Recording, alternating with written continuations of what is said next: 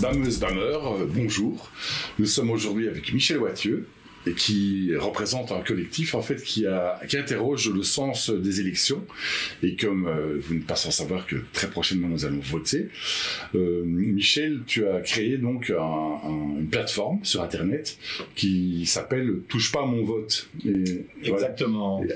C'est un peu facile, mais enfin ça roule. Mais en même temps, ça pose question. Donc, de quoi s'agit-il? Alors, Touche pas à mon vote, c'est justement faire respecter son vote. Parce que pour le moment, bon, quand on voit les petites associations entre ennemis qui se font lors de la formation des gouvernements, tout ça m'exaspère depuis des années. Et ici, quand j'ai vu le début de la campagne qui a commencé quand même il y a 2 mois, je me suis dit, bon, je ne pourrais plus me regarder dans une glace si je ne faisais pas quelque chose.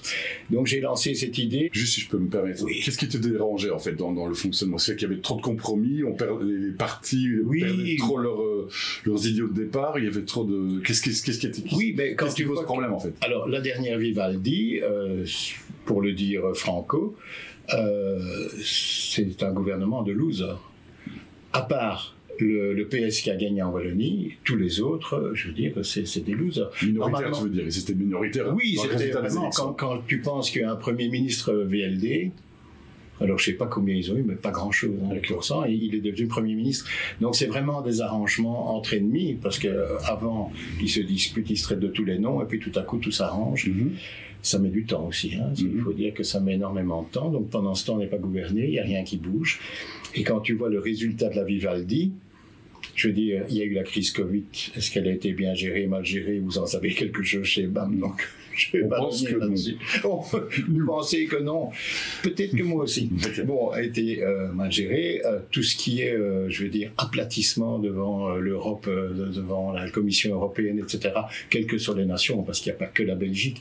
Mais je veux dire, donc ces gens, finalement, à qui on confie notre avenir, ils doivent penser à quoi? Ils ont une seule chose à faire, c'est notre bien-être, notre sécurité, notre santé.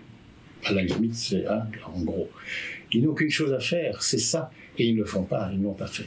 Donc, je me suis dit, il faut essayer de conscientiser les gens à voter autrement. Alors, c'est très complexe, parce que les partis ont verrouillé le système et depuis très très longtemps. Donc c'est très difficile pour les petits partis d'accéder au pouvoir, donc ça c'est une chose. Et dans les partis traditionnels, je veux dire, si tu ne respectes pas la ligne du parti, j'ai fait plusieurs clips là-dessus, si tu ne respectes pas la ligne du parti, je veux dire, tu te fais éjecter, donc tu n'es plus sur les listes la fois suivante, etc. Donc comment faire? Je n'ai pas de solution. Moi je crois que les gens doivent aller voir leurs députés, parce que c'est pas des gens qui sont loin, les députés, hein. C'est des gens qui sont parfois tout près de chez toi, je veux dire que tu peux peut-être même voir dans un magasin, etc., puisque c'est pas un arrondissement. Donc il faut aller les écouter, il faut aller sur les marchés quand ils parlent, il faut voir leur programme, etc., et choisir en fonction de ses goûts. Et je te dirais même, essayer de ne pas choisir les têtes de liste parce qu'eux, ils s'accrochent au pouvoir depuis des années, c'est les mêmes têtes qu'on nous présente depuis des siècles, j'exagère un petit peu, mais je veux dire depuis très très longtemps. Ouais. Et en fait, peut-être choisir des gens en dessous qui savent qu'ils ne vont pas être élus, et si jamais on tape, je sais pas, à partir du 7e jusqu'au 18e, peut-être pas celui qui pousse la liste non plus, parce que c'est aussi un baron. Et donc, si on tape dans ces gens-là, en suivant les partis traditionnels, parce que c'est très difficile aux gens de changer, si papa votait ou si le gamin vote ou ceci ou ça. On fait beaucoup des histoires de famille aussi parfois, hein, les traditions familiales, les traditions d'amis aussi, qui votent pour une main. Donc, voter dans ces partis-là, mais peut-être pas pour ceux finalement qui ont signé tout ce qu'on leur présentait et qui n'ont pas agi. Voilà. Et donc, la plateforme exactement, elle consiste en quoi? Eh bien, pour le moment, elle consiste en moi. D'accord, mais... Donc, il fait des clips. Eh bien, c'est essayer de faire que les gens votent en conscience. C'est tout ce que je viens de dire. Allez voir les programmes, lisez les programmes. C'est votre avenir. Hein. D'accord. J'ai écrit un article, d'ailleurs, qui n'est pas un clip, mais qui est un article qui allait dans ce sens, où je parle effectivement, tout le monde, tu sais, aime bien les Avengers et les grands justiciers qui sont contre les mauvais et tout ça. On a des mauvais. On a notre ami Bill, on a notre ami Ursula, on a notre ami Schwartz, Schwartz qui n'est plus là. Et je veux dire, tout à coup, quand il s'agit de ton avenir et des élections, je veux dire, on n'est plus des Avengers du tout, on laisse faire, on laisse aller. D'accord. Donc il faut essayer de résister à ça, tu vois, un petit peu. Voilà. Mais Voter en conscience, ça veut dire quoi, par exemple? C'est voter en essayant d'avoir compris ce que la personne voulait, de l'avoir rencontré, donc c'est un boulot d'être électeur. Je dis aussi sur le site, je dis dans l'isoloir, vous êtes Dieu, il n'y a personne pour vous tenir la main, vous êtes seul. Et vous allez mettre un rond, 10 ronds, enfin peu importe. Vous allez à un moment donné pointer quelque chose. Et cette personne que vous avez choisie, choisissez-la en conscience parce qu'elle va décider, entre autres, de son avenir. D'accord. Voilà. Enfin, de notre avenir, excuse-moi. Oui, de l'avenir commun. Oui, dans l'avenir commun. D'accord. Et donc, il n'y a pas la question d'une réflexion plus générale sur le système de démocratie participative? Si, bien sûr. Il y a un clip sur la particratie, vraiment, que j'ai appelé Rêve Parti. Et voilà. Et c'est effectivement, à ce moment-là, les partis, donc ils ont verrouillé le système, et 2, on doit être aux ordres. D'accord. Donc ça, c'est le gros problème. Quand vous voyez, allez, c'est vraiment ce vote que tout le monde a entendu 1000 fois si on suit l'actualité, vote majorité contre opposition. Bien sûr. Donc ça veut dire que jamais personne en face n'a une bonne idée. Ah non. Tu fais partie du MR, on va pas voter pour un truc du MR. Ah, tu fais partie du PS, on va pas voter pour un truc du PS. D'accord. Ah, tu es Volkswagen, enfin pas Volkswagen, ça marque mon âge. NVA.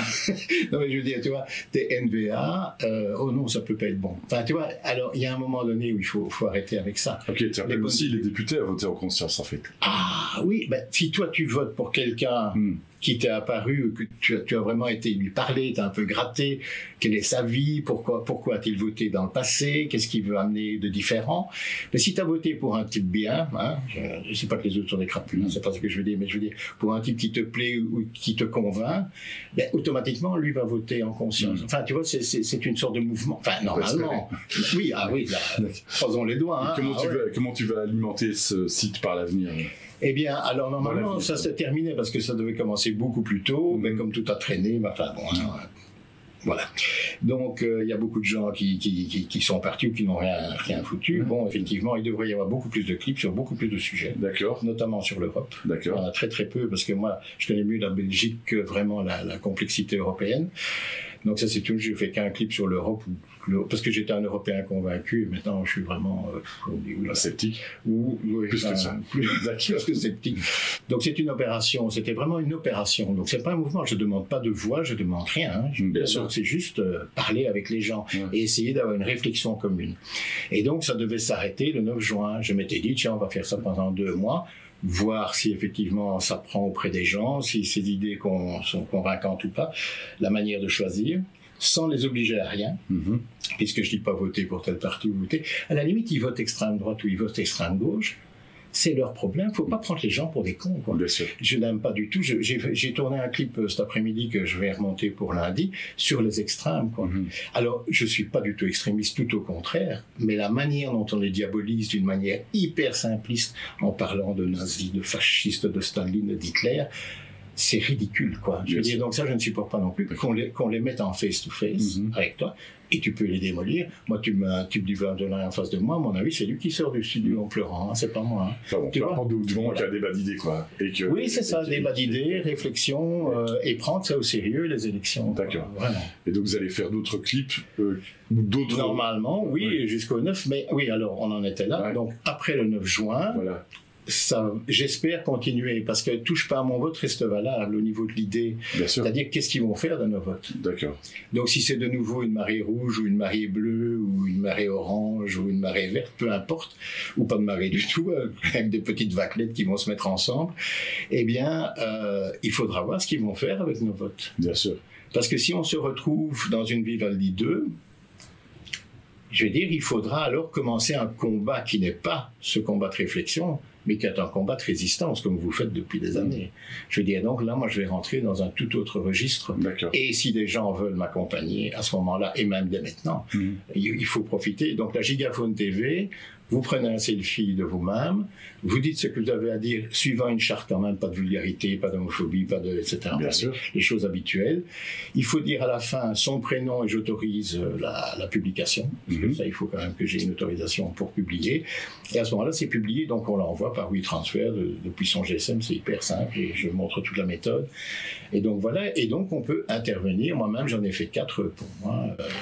Et donc l'idée de la Gigaphone TV, c'est que finalement là il y a une participation citoyenne directe, c'est-à-dire que les gens peuvent se filmer, donner leurs avis sur les élections, sur et des propositions par rapport au changement de scrutin, par rapport au fonctionnement général de la démocratie. Ok, et ce serait une sorte de plateforme qui... Ce sera un baromètre citoyen, vraiment. Un baromètre citoyen. Ouais, enfin, moi, dans ma tête, c'est vraiment un baromètre citoyen, c'est-à-dire que si tu as 1000 personnes qui tout à coup prennent la peine, à visage découvert, donc pas des avatars, etc. Je tiens pas de la poubelle enfin, je tiens pas à ce que Gigaphone TV soit la poubelle je veux dire, des avis, des colères des gens. On peut exprimer une colère, mais c'est surtout essayer d'être positif et proposer des choses. Moi, je voudrais que ça se passe comme ça, tu vois. Mais on peut aussi avoir des colères, et puis voilà. Hein. Mais c'est maximum 1 minute, 1 minute et demie. C'est ça. Parce que bien sûr, c'est impossible, quoi. Et l'idée, c'est qu'après, les internautes, ils peuvent cliquer dessus, aller regarder à gauche, à droite. Ok. Ouais, tout à fait. Voilà. Ok. Voilà, c'est l'idée d'une sorte de sondage vivant, avec prise de parole, on va dire. Exactement. Où les gens ne sont pas seulement questionnés qu'un oui ou un non, ou des questions préétablies à l'avance, où ils donnent leur avis directement. En audiovisuel, 1 minute, 1 minute et demie, c'est énorme. Hein. D'accord. Je veux dire, donc, on peut déjà dire beaucoup de choses en 1 minute et demie. Ce qu'il faut, c'est un peu préparer. Enfin, tout ça, j'en parle dans la Gigaphone. Dans le mode d'emploi, on va dire. Oui, une sorte de mode d'emploi, oui. Ok. Eh bien, je ne sais pas si tu veux encore rajouter quelque chose, ça me semble. Non, écoute, qui va me suivre maintenant. Okay. Et s'il y a des gens qui veulent me rejoindre, ils peuvent me rejoindre. Ils écrivent sur l'email de TPMV. TPMV. Ok. TPMV. Oui, enfin, c'est TPMV. Mais si on tape en entier, en une seule fois, touche pas à mon vote sans accent sur la, touche pas à mon vote.be, tu tombes sur le site et là, tu as accès à tout. Je suis sur X, je suis sur Facebook et sur YouTube. Ok. Voilà. Merci beaucoup, Michel. C'est moi qui vous remercie, c'est très chouette. Si ça peut faire des adeptes. Là, on va voir. Voilà. On te le souhaite. Chers bameuses et bameurs, sachez aussi que très bientôt nous allons lancer une campagne de financement pour laquelle nous comptons beaucoup sur vous, parce que nous avons besoin, évidemment, nous sommes tous bénévoles, mais à un moment donné, il n'est plus possible de fonctionner uniquement de manière bénévole. Et BAM a bientôt 4 ans, et donc nous avons beaucoup fait, et nous comptons sur vous pour nous aider à continuer. Merci.